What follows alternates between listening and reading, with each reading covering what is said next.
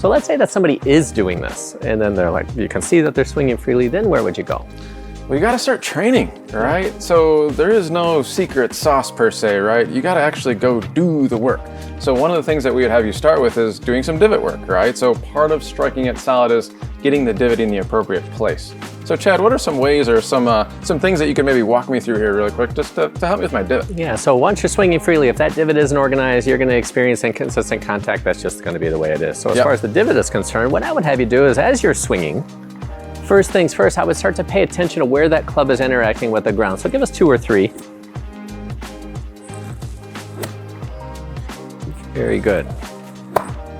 So now in that case, if you find out that the club is hitting the ground in different spots, you're going to need to do some training here, right? Or some of you might find out that the club doesn't hit the ground at all, in which case that would be thin, right? So if you just wanted to make sure that you wanted to hit the ground, what would you focus on? How would you go about doing that? I'd focus on hitting the damn ground is what I'd focus on.